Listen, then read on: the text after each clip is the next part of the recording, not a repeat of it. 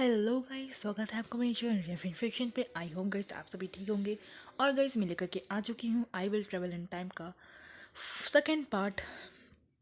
और गाइस आप सभी का थैंक यू जो भी मेरी वीडियो को देखते हैं, और गाइस उन्हें भी थैंक यू जो मुझे कमेंट करते हैं।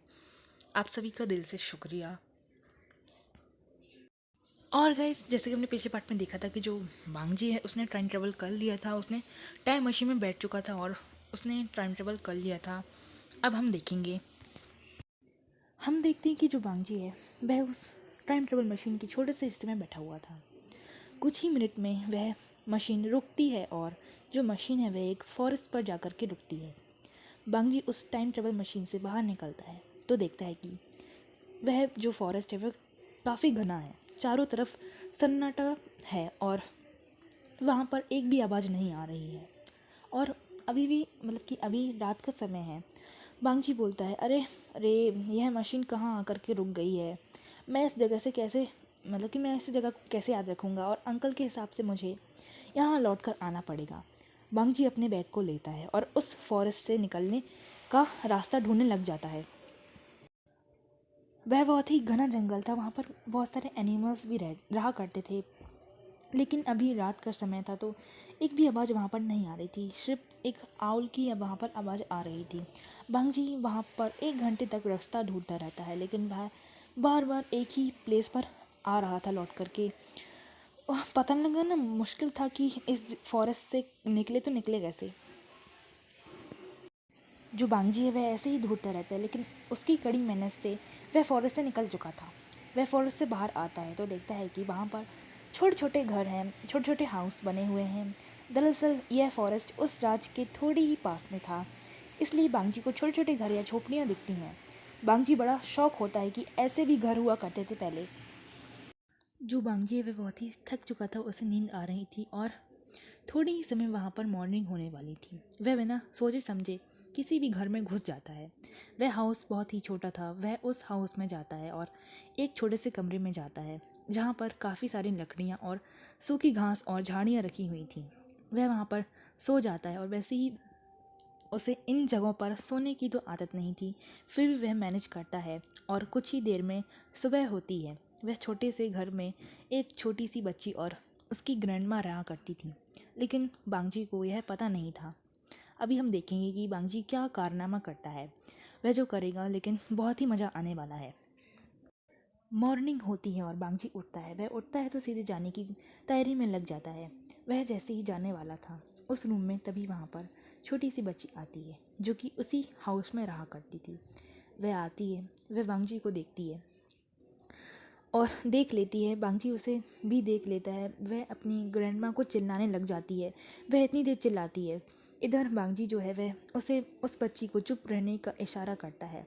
वह बच्ची बांगजी को देख रही थी क्योंकि उसने अपने कि मॉडर्न टाइम के कपड़े पहने हुए थे, और उस समय के लिए यह अजीब था, इसलिए वह उसे घूर रही थी। बांगजी उसे चुप रहने का इशारा करता है, माफ़ी मांगने का भी करता है कि मैं यहाँ गलती से आ गया, माफ़ करो मुझे, और मैं यहाँ से जा रहा हूँ। और वह ऐसी ही अजीबोगरीब हरकतें करते हुए चोरों जैसे वहाँ से पीछे के वाले रास्ते से निकल जाता है। वहाँ पर उस बच्ची की ग्रैंडमा आती है।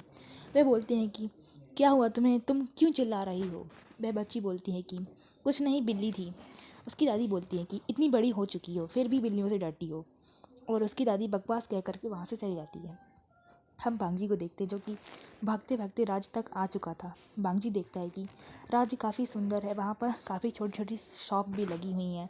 बांगजी देखता है कि वहाँ कुछ लोग निकल रहे थे, घोड़े पर सवार होकर के वहाँ से कुछ लोग निकल रहे थे। उन्होंने काफ़ी सुंदर ड्रेस पहनी हुई थी।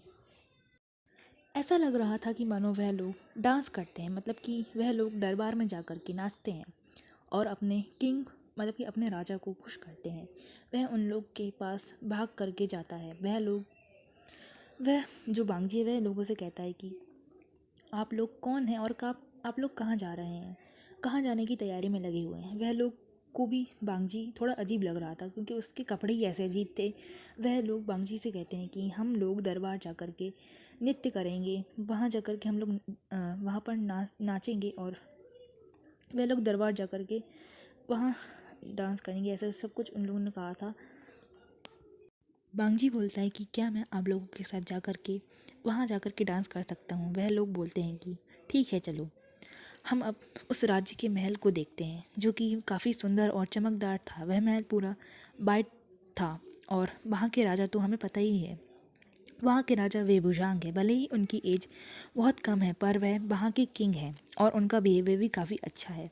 सारा राज्य उनकी तारीफ़ करता है। वह बहुत ही अच्छे हैं और सभी की मदद करते हैं, सबकी हेल्प करते हैं। राज्य भले ही मतलब कि राज वाले भी वेंग को खुश करने की कसर नहीं छोड़ते हैं। हम अब दरबार का सीन देखते हैं जहाँ हम देखते हैं कि वेंग की दरबार में एंट्री होती है। हम देखते हैं कि वेंग ने एक रेड कलर की ड्रेस पहनी हुई है और उसने हेयर में बहुत ही ब्यूटीफुल सा हेयर पिन लगा रखा है। दरबार से आवाज़ आती है कि वह आवाज़ थी कि महाराज वे वुजांग दरबार में पधार रहे हैं और वेंग बड़ी ही स्टाइल में अपने कपड़ों को झटकाते हुए अपनी चेयर में बैठते हैं। वेंग सच में बहुत ही सुंदर था, बहुत ही खूबसूरत था। अब मंत्री आकर के वेंग के पास आते हैं और बोलते हैं कि महाराज हम आपके लिए कुछ पेश करना चाहते हैं।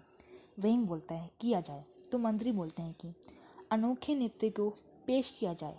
तो दरबार में वह नाचने वाले आते हैं। सारी ही लड़कियां थीं, मतलब कि सारी ही लड़कियां डांस करने के लिए आई थीं। उन लड़कियों में से मतलब कि उन लड़कियों को मतलब कि लड़की आने के बाद वहाँ एक ऐसे इंसान की एंट्री होती है जिसको देख करके सारे चौंक जाते हैं, सारे ही शॉक हो जाते हैं। वह एक सुंदर सा लड़का था, उसने अपने चेहरे को कवर करके रखा था। सभी की नज़र उसी पर थी, यहाँ तक कि वेंग की भी। वह सारी ही लड़कियाँ उस लड़के के पीछे जाकर के खड़ी हो जाती हैं। मेन डांस उस पर्सन का था। वह सभी नाचना शुरू करते हैं। उस पर्सन की नज़र वेंग पर थी। वह नाचते हुए भी वेंग को देख रहा था और वेंग की भी उसी पर थी। वह पर्सन सेडक्टिव स्टाइल में मटकते हुए वेंग के पास आता है और बड़े ही प्यार से वेंग के हाथों को पकड़ता है, मानो कि वह पर्सन कहना चाहता है कि आप भी मेरे साथ नाचिए, और उठाने के लिए मजबूर कर रहा है। वेंग उस पर्सन का कहना मानता है और चेयर से उठता है। वह पर्सन और वेंग दरबार के बीचों बीच आते हैं और वह पर्सन वेंग की कमर से पकड़ता है और उसके हाथों को पकड़ता है और नाचना शुरू करता है। सभी दरबारी शौक हो जाते हैं कि महाराज नाच रहे हैं, वह भी इस लड़के के साथ। वेंग नाचते हुए इस पर्सन का फेस देखना चाहता है। वह चाह रहा है कि उसे देखे, लेकिन देख नहीं पाता है क्योंकि उसने अपना फेस कवर करके रखा था। वह पर्सन वेंग को टाइटली पकड़ता है और डांस कर रहा था। अब कुछ देर बाद हवा का झोंका आता है और जिसकी वजह से उस पर्सन का मास्क या नकाब थोड़ा ऊपर हो जाता है, जिससे उस पर्सन के लिप्स दिखते हैं और पता चल जाता है कि वह और कोई नहीं बांगजी है।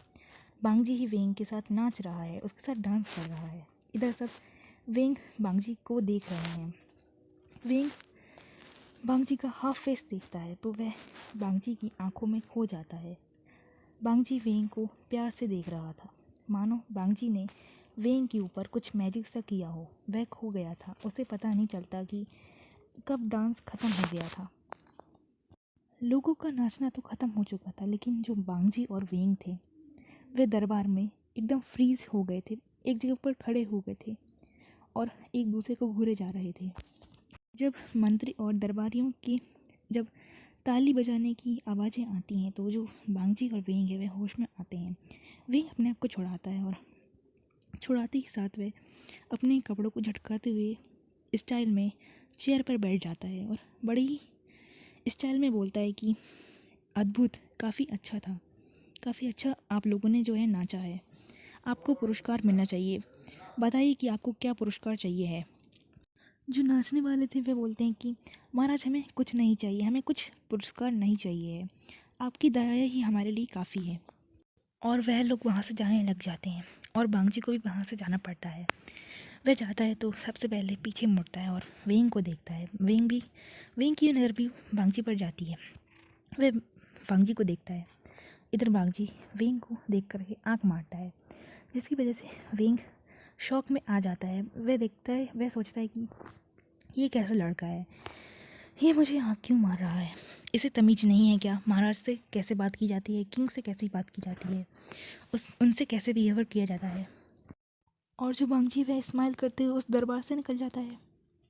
और ये जो दरबार का समय था ये ख़त्म होता है और हमें अब वेंग का रूम दिखाया जाता है। वेंग अपने रूम में बैठा हुआ था।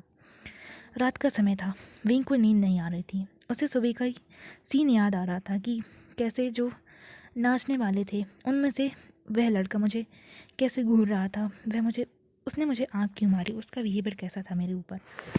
वेंग सोचता है कि क्या उसे तमीज़ नहीं है कि बिहेवियर कैसे किया जाता है, महाराजों से कैसे बोला जाता है।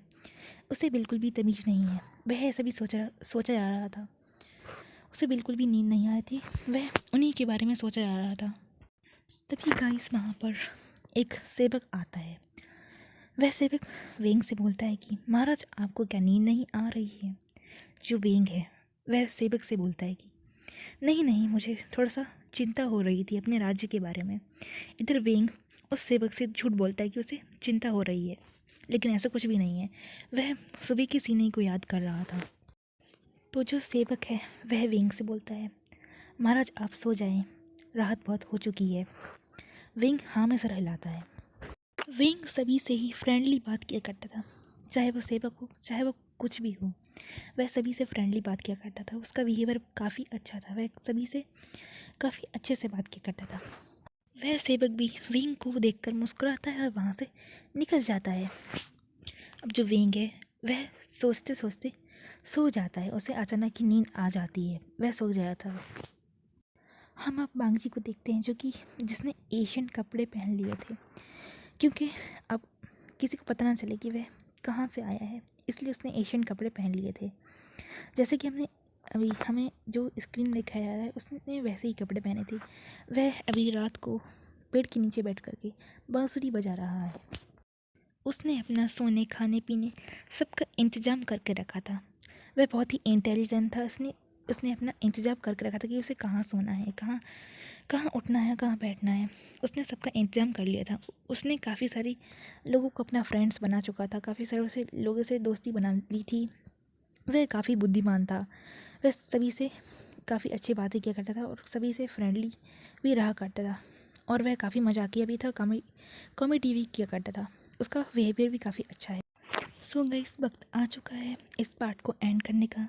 मिलते हैं नेक्स्ट पार्ट में। तब तक के लिए बाय बाय। अच्छे प्यारे कमेंट करते रहना। मुझे आपके कमेंट सुनने में काफ़ी मज़ा आता है, काफ़ी पढ़ने में मज़ा आता है। और अगर इस वीडियो अच्छी लगी हो तो लाइक करना, कमेंट भी करना। मिलते हैं नेक्स्ट पार्ट में। तब तक के लिए बाय बाय।